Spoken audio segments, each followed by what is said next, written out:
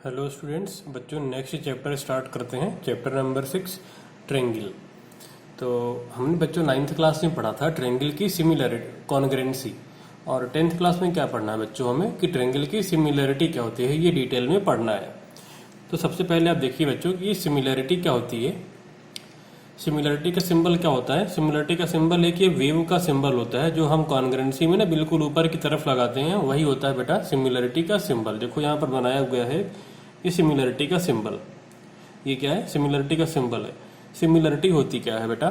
जब कभी भी दो जो ज्योमेट्रिकल फिगर्स हैं अगर उनका सेम शेप हो, उनका शेप जो हो क्या हो, सेम होगा, तो हम बोलेंगे कि दोनों फिगर क्या होते हैं, सिमिलर होते हैं।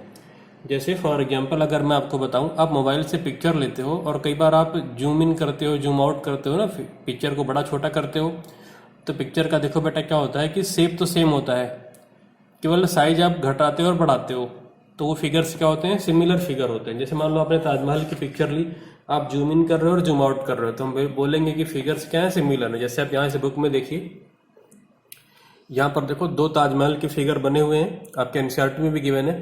ये देखो बड़ी है, ये छोटी है, शेप दोनों का सेम है, तो दोनों फिगर क्या हुए, सिमिलर हुए। सेम तरीके से यहाँ पे देखो दो स्क्वायर बने, ये छोटा है बड़ा है, शेप सेम है, फिगर क्या हुए, सिमिलर।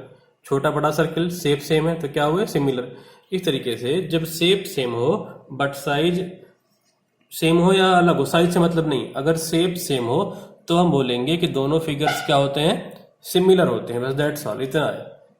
अच्छा, कॉन्ग्रेंसी क्या होती है? तो कॉन्ग्रेंसी का सिंबल देखो यहाँ पर हमने बना रखा है। तो कॉन्ग्रेंसी में दो कंडीशन होती है, सेम शेप भी हो और सेम साइज भी हो। जबकि सिमिलरिटी में साइज सेम हो ना हो इससे मतलब नहीं है, केवल शेप सेम होना चाहिए बस। और कॉन्ग्रेंसी में शेप भी सेम हो और साइज भी सेम हो, तब हम फिगर को क्या बोलते हैं, कॉन्ग्रेंट फिगर्स। तो सबसे पहले इसी में एक एग्जाम्पल 1 मार्कर आएगा बच्चों, ट्रू फॉल्स वाला देखते हैं। All the similar figures are congruent. तो ट्रू है या फॉल्स है, सोचिए। ये सारे सिमिलर फिगर कॉन्ग्रेंट है। आंसर नो, फॉल्स है। क्यों? क्योंकि फिगर अगर सिमिलर है तो साइज सेम हो ना हो कोई जरूरी नहीं है, इसलिए अगर फिगर सिमिलर है तो कॉन्ग्रेंट होना जरूरी नहीं है। क्यों जरूरी नहीं है? क्योंकि फिगर अगर सिमिलर हैं तो इसका मतलब क्या हुआ कि उनका शेप सेम है, साइज के बारे में कोई इन्फॉर्मेशन हमारे पास नहीं है, तो हम उन्हें कॉन्ग्रेंट बच्चों नहीं बोल सकते। तो ये स्टेटमेंट क्या हो जाएगा, यहाँ पर फॉल्स हो जाएगा। तो ये स्टेटमेंट क्या हुआ, फॉल्स, फॉल्स है। अगला, all the congruent figures are similar. ये क्या होगा बच्चों, फिगर सारे कॉन्ग्रेंट है, कॉन्ग्रेंट है तो उसका मतलब क्या हुआ, शेप भी सेम साइज भी सेम। अब जैसे ही शेप सेम हुआ आप उन्हें क्या बोल दोगे, सिमिलर तो बोल ही सकते हो, तो ये क्या हो जाएगा, ट्रू। क्योंकि कॉन्ग्रेंट मतलब क्या हुआ, शेप भी सेम है और साइज भी सेम है। सिमिलरिटी में क्या चेक करना होता है, केवल शेप, साइज के बारे में कुछ लेना देना नहीं है। तो अगर शेप सेम हो तो आप बोल दोगे हाँ भाई कि सारे कॉन्ग्रेंट फिगर क्या होते हैं, सेम शेप के होते हैं, तो इसलिए वो क्या होंगे, सिमिलर तो होंगे ही होंगे। ठीक है, तो ध्यान रखना बेटा, यहाँ पर ये बहुत इंपॉर्टेंट है। अच्छा, अब अगला टॉपिक है सिमिलरिटी ऑफ द पॉलीगन, कि पॉलीगन में सिमिलरिटी हम कैसे चेक करते हैं बच्चों। तो पॉलीगन में सिमिलरिटी के लिए बच्चों देखो दो कंडीशन है और दोनों ही कंडीशन अप्लाई होनी चाहिए, तब दो पॉलीगन सिमिलर होते हैं। तो two polygons are similar if all the corresponding angles are equal. जो दो पॉलीगन हैं उनके सारे करस्पॉन्डिंग एंगल इक्वल हो, मतलब जो रिलेवेंट एंगल हो वो आपस में इक्वल हो। जैसे पहला एंगल दूसरे पॉलीगन के पहले एंगल से, दूसरा एंगल सेकंड पॉलीगन का दूसरे पॉलीगन के पहले एंगल का सेकंड, पहले पॉलीगन का सेकंड एंगल दूसरे पॉलीगन के सेकंड एंगल से इक्वल। इसी तरीके से सारे जो एंगल्स हैं रिलेवेंट वाले, करस्पॉन्डिंग वाले, वो इक्वल होने चाहिए। और all the corresponding sides are in the same ratio.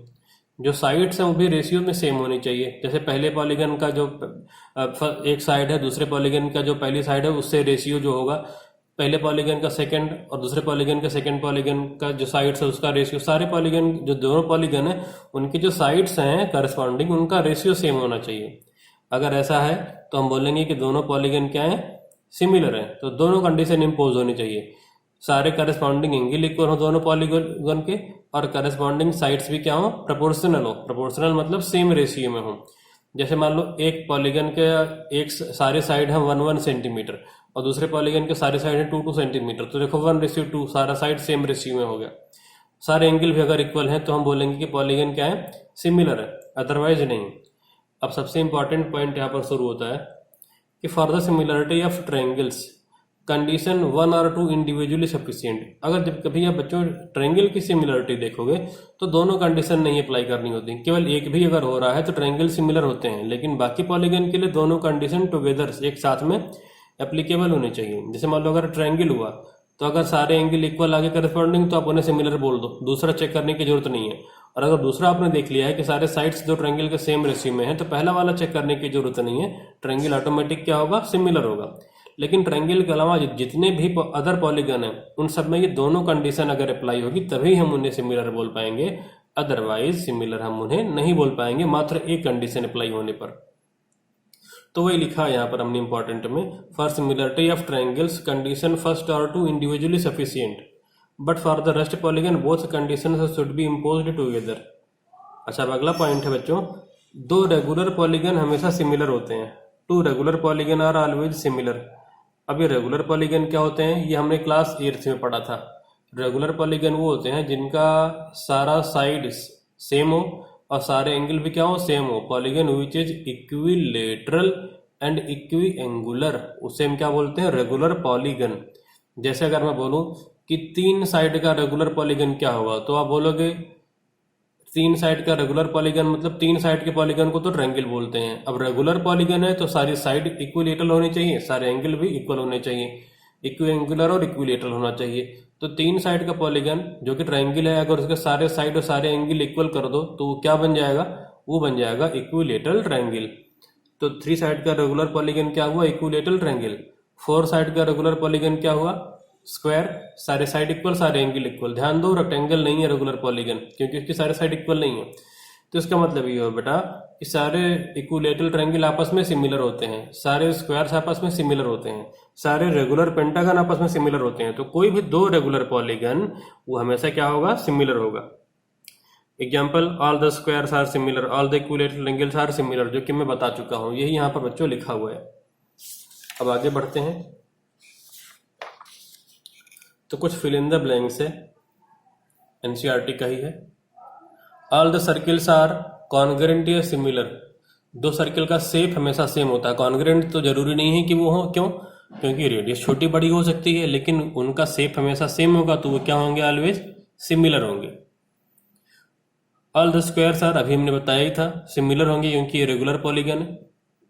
All the triangles are similar, कौन से ट्रायंगल हमेशा सिमिलर होते हैं, अभी बताया था, जो रेगुलर पॉलीगन होगा that means equilateral triangle. 2 polygons of same number of sides are similar if, दोनों कंडीशन यहाँ पे बतानी है। देयर करस्पॉन्डिंग एंगल्स आर क्या होगा, इक्वल, करस्पॉन्डिंग एंगल क्या हो, इक्वल हो। अगर their corresponding sides are proportional, यहाँ पर प्रोपोर्शनल आप फिल कर दोगे, प्रोपोर्शनल। तो मेरे ख्याल से सिमिलरिटी के कॉन्सेप्ट क्लियर हो चुका होगा आपको। अब अगला बेटा जो मुझे पढ़ाना है, वो पढ़ने से पहले एक सबसे इंपॉर्टेंट पॉइंट आपको जानना जरूरी है कि ट्रायंगल की हाइट या जिसे कि हम ऑल्टीट्यूड बोलते हैं वो क्या होती है। तो यहाँ पर देखिए बच्चों, हमने 3 मॉडल डायग्राम लिया हुआ है। सबसे पहले ये एक्यूट एंगल ट्रायंगल है, ये राइट एंगल ट्रायंगल है, और ये क्या है बच्चों, ऑब्ट्यूस एंगल ट्रायंगल है। हम ट्रायंगल की हाइट और ऑल्टीट्यूड समझने का प्रयास करते हैं कि वो क्या होती है। तो बेटा ट्रायंगल में टोटल 3 हाइट हो सकती है डिपेंडिंग ऑन द बेस। अगर जैसे मैंने बीसी को बेस लिया तो हाइट क्या होगी बीसी के लिए, जिस भी साइड के लिए हाइट चाहिए हो ना, उस साइड के जस्ट सामने वाले वर्टेक्स पर जाओ और वहां से क्या ड्रॉ करो, परपेंडिकुलर, हाइट मिल जाएगी। मान लो मुझे एबी के करस्पॉन्डिंग में हाइट चाहिए, तो एबी के सामने का वर्टेक्स क्या हुआ, सी, मैं सी से यहाँ पर परपेंडिकुलर ड्रॉ करूंगा। अगर मुझे एसी के लिए हाइट चाहिए तो एसी के सामने पॉइंट क्या है, वर्टेक्स बी है, बी से मैं यहाँ पे परपेंडिकुलर ड्रॉ करूंगा, मुझे हाइट मिल जाएगी। तो अगर जब भी हाइट चाहिए बच्चों, तो सबसे पहले तो ये सोचो कि height with respect to what, कि बेस किसको लेना है, किसके रिस्पेक्ट में हाइट, जिसके भी रिस्पेक्ट में हाइट चाहिए उसके सामने के वर्टेक्स पर जाओ और वहां से परपेंडिकुलर ड्रॉ कर लो, हाइट मिल जाएगी आपको। तो यहाँ पर बच्चों हम बीसी के लिए हाइट सर्च आउट करने का प्रयास करते हैं। तो बीसी के लिए हाइट क्या होगी, बीसी के सामने वाले वर्टेक्स पर गए और परपेंडिकुलर हमने ड्रॉ कर दिया। तो यहाँ से अगर देखा जाए तो परपेंडिकुलर अगर हमने ड्रॉ कर दिया तो ये मिल गई हाइट हमको, और ये 90 डिग्री, और ये पॉइंट हो गया डी, यहाँ पर हाइट हमको एडी मिल गई। अब यहाँ पर बी क्या था, यहाँ पर बी था बेटा हमारा एक्यूट एंगल। अब अगर इस बी को बढ़ा के मैं क्या कर दूं, राइट एंगल कर दूं, जैसे कि यहाँ पे देखो बी को हमने क्या कर दिया है, राइट एंगल कर दिया है। अब अगर मैं बीसी के करस्पॉन्डिंग में हाइट पूछूं तो आप क्या बताओगे, आप बोलोगे सर बीसी के सामने वाले वर्टेक्स पर जाओ तो ए पर पहुंच गए, यहां से परपेंडिकुलर ड्रॉ करो तो ऑटोमेटिक वो क्या है, ए बी ही है। तो यहाँ पे हाइट क्या आ गई, खुद ए बी आ गई। तो यहाँ पे हाइट इस वाले में क्या है, इस वाले में हाइट है ए डी, यहाँ पे हाइट क्या है, खुद ए बी ही हाइट हो गई। अच्छा, अब अगर ये बी एंगल 90 से भी बड़ा हो गया बच्चों, अगर ये ऑब्ट्यूस एंगल हो गया, तो अब मैं पूछूं कि अगर मैं बीसी के करस्पॉन्डिंग में हाइट बोलूं तो क्या होगा, तो आप बोलोगे सर सामने वाले वर्टेक्स पर जाओ तो पहुंच गए, परपेंडिकुलर ड्रॉ करो बीसी पर, तो परपेंडिकुलर देखो इधर तो आएगा नहीं क्योंकि इधर ऑब्ट्यूस है। तो हमें क्या करना होगा बेटा, इस बीसी को बढ़ाना होगा, तब परपेंडिकुलर इधर कहीं पर मिल पाएगा। तो इस बीसी को हम क्या करते हैं, प्रोड्यूस करते हैं, कंस्ट्रक्शन करना पड़ेगा। तो बीसी को हमने यहाँ पर क्या किया, प्रोड्यूस कर लिया, आगे बढ़ा लिया बच्चों हमने बीसी को। और अब अगर मैं हाइट ड्रॉ करूं तो देखो इधर से मिलेगा हमको हाइट, जो कि ट्रायंगल के बाहर चला गया है। ये परपेंडिकुलर देखो यहाँ पर मिला हमें, तो अगेन यहाँ पर ये क्या मिला, हाइट हमको ट्रायंगल के बाहर मिला डी यहाँ पे। तो एक बड़ी इंपॉर्टेंट पॉइंट आपको नजर आ रहा है कि एक्यूट एंगल ट्रायंगल का हाइट उसके अंदर, राइट एंगल ट्रायंगल का हाइट क्या होगा, उसके जस्ट बाउंड्री लाइन पर, और ऑब्ट्यूस एंगल ट्रायंगल का हाइट उसके बाहर होता है। तो कुल मिलाकर बच्चों जैसे जैसे आप एंगल भी बढ़ाओगे ये हाइट बाहर की तरफ निकलना शुरू कर देगा। सोचो अगर ये बी और बड़ा होता तो ये हाइट इस तरफ शिफ्ट होता, अगर ये मान लो ये साइड यहाँ पे होती है ऐसे, और एंगल बी बड़ा होता है ऐसे, तो हाइट यहाँ पे ऐसे आती, और बड़ा होता तो हाइट और ऐसे आती, 90 हो गया तो हाइट यहाँ पहुंच गई, और 90 से बड़ा हुआ ये ऑब्ट्यूस हुआ तो हाइट बाहर निकल गई। तो जैसे जैसे आप क्या करते हो, एंगल बढ़ाते हो, वैसे वैसे ही हाइट ट्रायंगल से बाहर निकलना शुरू कर देती है। तो ये बात कई बार बच्चों को पता नहीं होती है और फिर आगे प्रॉब्लम करती है समझने में, इसीलिए मैंने हाइट यहाँ पर एक्सप्लेन किया है। तो आपको बच्चों क्या ध्यान रखना है कि एक्यूट एंगल ट्रायंगल में हाइट उसके अंदर होती है या ऑल्टीट्यूड। अच्छा, राइट एंगल में क्या होती है, जस्ट बाउंड्री पर होती है। लेकिन अगर मान लो कोई एसी पर हाइट बोलेगा तो क्या होगा, तो ये इसके अंदर ही आ जाएगा। देखो ये बी से आप परपेंडिकुलर ड्रॉ करोगे ना, इसके सामने के वर्टेक्स से परपेंडिकुलर। सेम कहानी यहाँ भी, अगर मैं एसी पर हाइट पूछूंगा तो आप बी से परपेंडिकुलर ड्रॉ करोगे तो अंदर ही आ जाएगा, ठीक है। तो उसकी बात नहीं चल रही है, जो एंगल एक्यूट था और फिर राइट एंगल हुआ, ऑब्ट्यूस हुआ, उसके डिफरेंस में बात चल रही है। अगर ये ऑब्ट्यूस एंगल हुआ तो हाइट कहाँ पर चली जाएगी, बाहर। तो आपको ध्यान रखना है कि एक्यूट एंगल में हाइट अंदर, राइट एंगल में जस्ट बाउंड्री पर, और ऑब्ट्यूस एंगल ट्रायंगल में ट्रायंगल के बाहर हाइट चली जाती है। और हाइट मिलती कैसे है, हाइट मिलती है जिसको भी बेस लिया है उसके सामने वाले वर्टेक्स से परपेंडिकुलर ड्रॉ करके। तो यहाँ पर हम पॉइंट मेंशन कर लेते हैं, यहाँ पर भी हाइट क्या है, ए डी, लेकिन ये क्या कहाँ पर आया है, आउटसाइड, आउटसाइड आया है ट्रायंगल के। ये कहां पर आया है, जस्ट बाउंड्री लाइन पर आया है ना, जस्ट बिल्कुल बाउंड्री पर आया है हाइट। और यहाँ पे हाइट कहां पे आया है, इनसाइड द ट्रायंगल आ गया है, इनसाइड द ट्रायंगल। अच्छा, पहला ट्रायंगल क्या था, इसको भी मेंशन कर लिया जाए। फर्स्ट ट्रायंगल बेटा हमारा था acute angle, acute angle triangle. दूसरा ट्रायंगल कैसा है, राइट एंगल्ड ट्रायंगल है, राइट एंगल्ड ट्रायंगल। और तीसरा क्या है, ऑब्ट्यूस एंगल ट्रायंगल।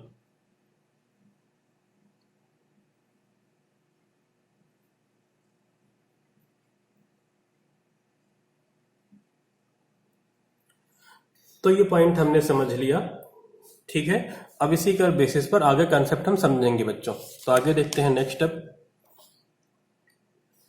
तो अब है बेटा थ्योरम 6.1 एनसीईआरटी में, जो कि है एनसीईआरटी में थ्योरम नंबर 6.1 है।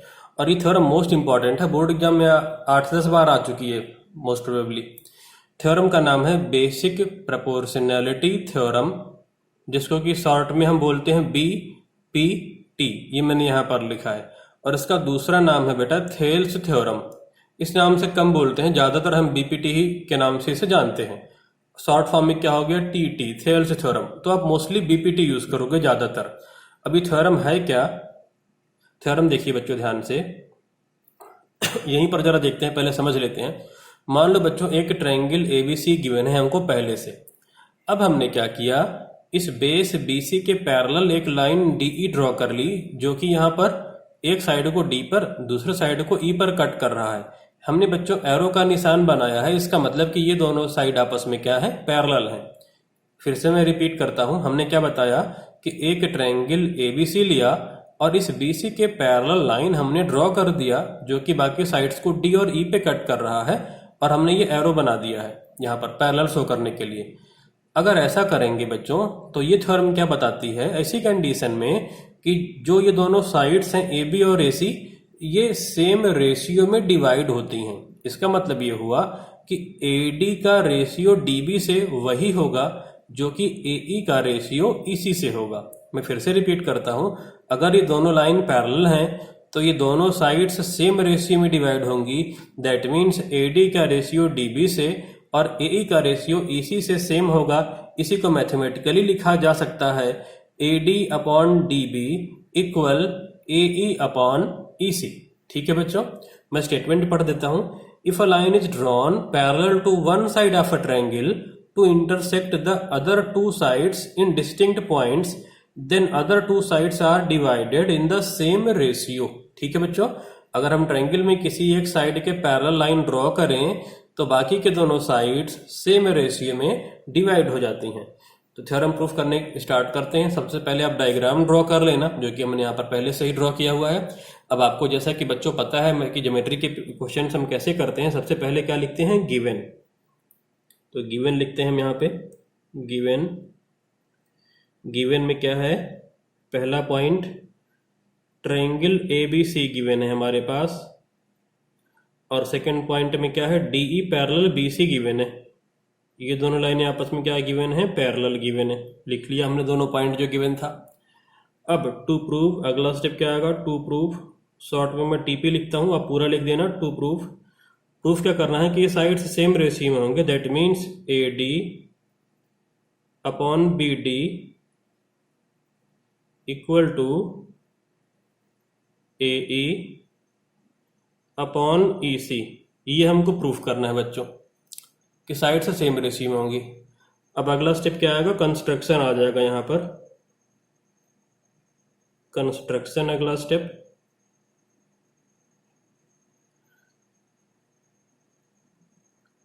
कंस्ट्रक्शन में बच्चों देखते हैं कि हम क्या करेंगे। तो पहले फिगर में ही हम कंस्ट्रक्शन ड्रॉ कर लेते हैं। अब क्या करोगे बेटा, D से AC पर एक परपेंडिकुलर ड्रॉ करोगे। कहाँ से, इस D से इस AC पर आप क्या ड्रॉ करोगे, परपेंडिकुलर। तो D से AC पर हम परपेंडिकुलर ड्रॉ कर लेते हैं। और जैसा कि आपको पता है कि पार्ट ऑफ कंस्ट्रक्शन हम कैसे करते हैं, डॉटेड लाइन से करते हैं ना, डॉटेड लाइन से। तो अब डॉटेड लाइन से एक परपेंडिकुलर यहाँ पर ड्रॉ कर लो।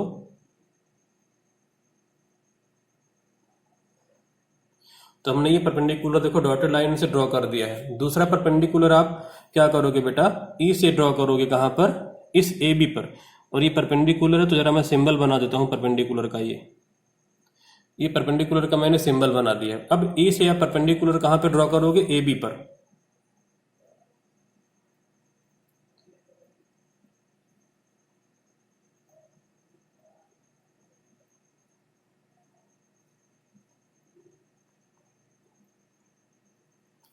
हमने ई से परपेंडिकुलर यहाँ ए बी पर ड्रॉ कर दिया है और सिंबल बना दिया। इनकी नेमिंग कर ली जाए। परपेंडिकुलर जो यहाँ पर आए हैं एम, और इसका नाम कर दिया है एन। ये दोनों परपेंडिकुलर हमने ड्रॉ कर दिया। इसके अलावा बेटा अगला क्या करोगे, कंस्ट्रक्शन बी से ई को ज्वाइन कर दो और डी से सी को ज्वाइन कर दो।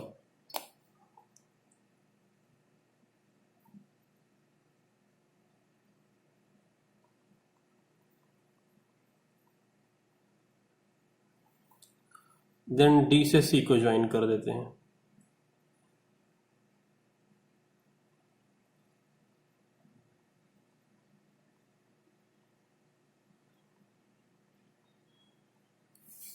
ज्वाइन कर दिया बच्चों हमने यहाँ पे। अब आगे स्टार्ट करते हैं प्रूफ करना बच्चों। तो पहले कंस्ट्रक्शन लिख देते हैं कि जो हमने किया है यहाँ पर। तो पार्ट नंबर 1 पे अब क्या लिखोगे, draw EM perpendicular AB draw EM perpendicular AB, DN perpendicular AC, DN perpendicular AC। Second point में क्या लिखोगे आप कंस्ट्रक्शन में? Join C, D and B, E। इनको हमने ज्वाइन कर दिया है। Join C, D and B, E। जो ज्वाइन किया बस उन्हीं को लिख दिया। और EM परपेंडिकुलर AB और DN परपेंडिकुलर AC हमने ड्रॉ कर दिया है बेटा परपेंडिकुलर। अब लास्ट स्टेप आपको पता है कि क्या आएगा? प्रूफ आ जाएगा।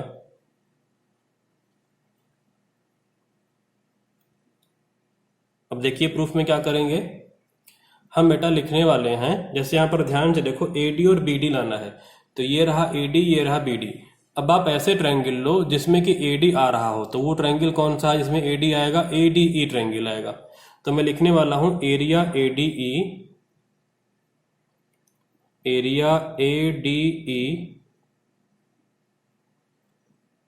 अब क्योंकि बेटा AD अपॉन BD लाना है, तो अब देखो BD से कौन सा ट्रायंगल बनेगा? BD से आप ट्रायंगल ले लो BDE, ये वाला ट्रायंगल ले लो जो BDE दिख रहा है। और रेशियो चाहिए तो आप डिवाइड कर दो इनका एरिया, जिससे कि आप लिख पाओ इनका एरिया।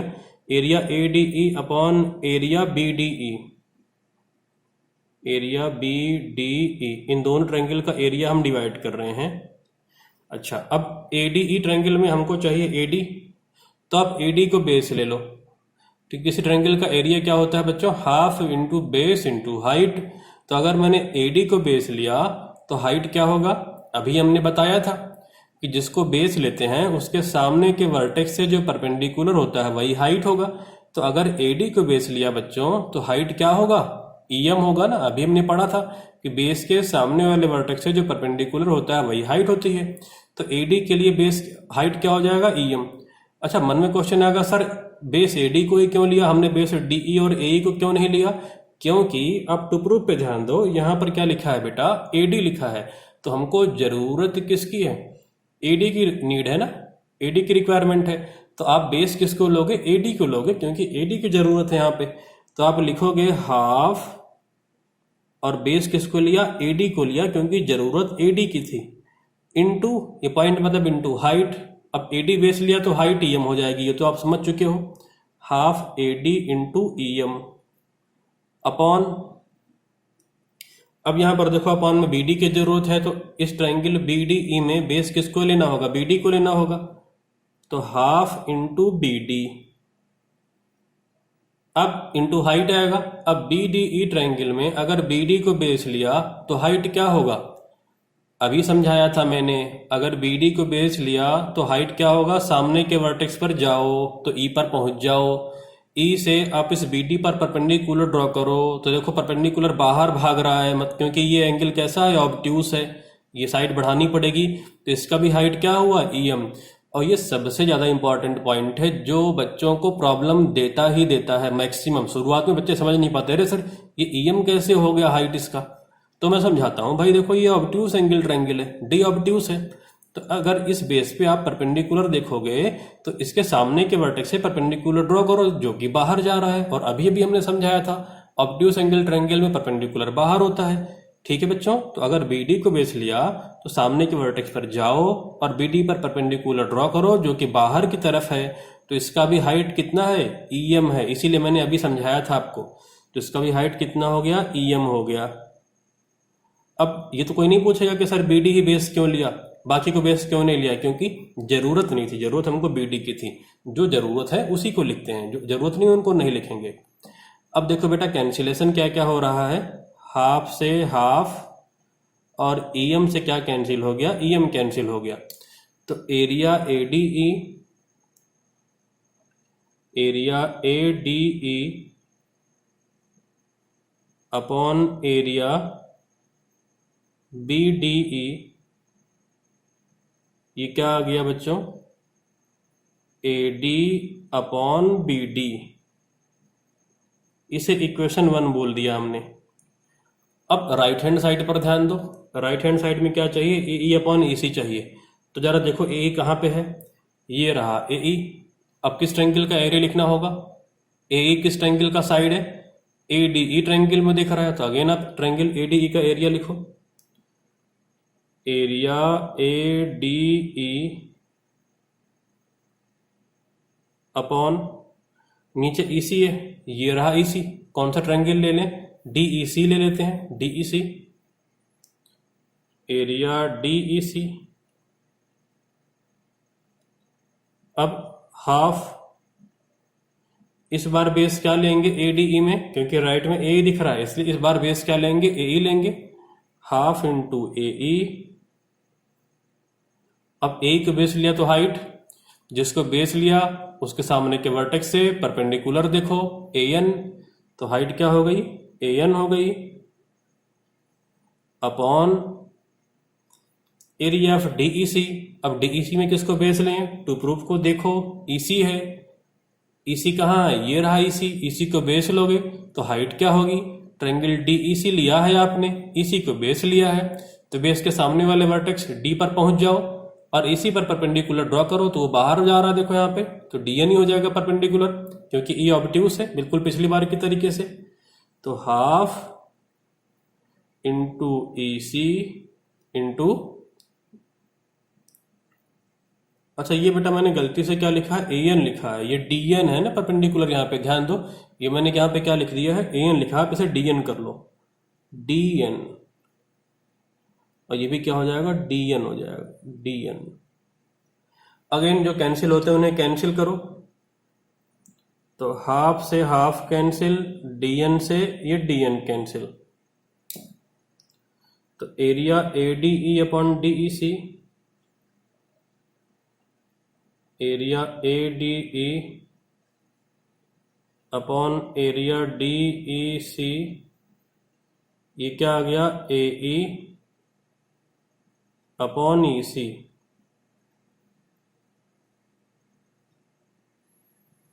ठीक है, अच्छा अब देखिए जरा ध्यान से बेटा, अब अगला स्टेप 3 बहुत इंपॉर्टेंट है, ध्यान से देखो बेटा। इक्वेशन 1 और 2 में इन दोनों को राइट हैंड साइड को इक्वल लाना है, यहां पर देखो इक्वल लाना है। अब जरा लेफ्ट हैंड साइड पे अगर आप गौर करो तो न्यूमिनेटर तो दोनों का सेम ही है, बस डिनोमिनेटर भी अगर सेम हो जाए, डीडीई का एरिया डीईसी से अगर हम सेम ला दें तो लेफ्ट हैंड साइड इक्वल हो जाएगा दोनों ही इक्वेशन का, तो ऑटोमेटिक आरएचएस भी क्या हो जाएगा? सेम हो जाएगा, जो कि हमें लाना है।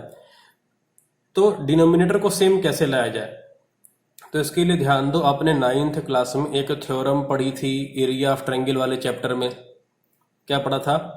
Area of parallelogram and triangle में दो ट्रायंगल अगर सेम बेस और सेम पैरेलल के बीच में लाई करते हैं तो दोनों ट्रायंगल का एरिया क्या होता है? सेम होता है। तो अब ध्यान दो, बीडीई बेटा, बीडीई, दूसरा क्या है? डीईसी, दोनों का देखो सेम बेस, ये रेड कलर से लाइन डीई ले लो, देखो बीडीई का भी बेस डीई हो गया और डीईसी का भी बेस क्या हो गया? डीई हो गया, दोनों का बेस सेम है। क्या दोनों ट्रायंगल बिटवीन सेम पैरेलल लाई करते हैं? आंसर है यस। देखो ये एरो वाली लाइन पैरेलल है, तो बीडीई का वर्टेक्स यहाँ बी यहाँ पे लाई कर रहा है और डीईसी का ये वर्टेक्स सी देखो यहाँ पे लाई कर रहा है, तो दोनों बिटवीन सेम पैरेलल हैं और एट द सेम बेस हैं, तो क्या इन दोनों का एरिया इक्वल होगा? Answer is yes. अब अगर डिनोमिनेटर भी इक्वल हो गए, न्यूमरेटर इक्वल है ही, तो एलएचएस इक्वल हो जाएगा, तो ऑटोमेटिक आरएचएस भी क्या हो जाएगा? सेम हो जाएगा, तो ये थ्योरम प्रूफ हो जाएगी। तो इस बात को चलो हम लोग लिख लेते हैं बच्चों यहाँ पे अगले पेज पे, area of BDE equal area of DEC, triangle BDE and triangle DEC are on the same base,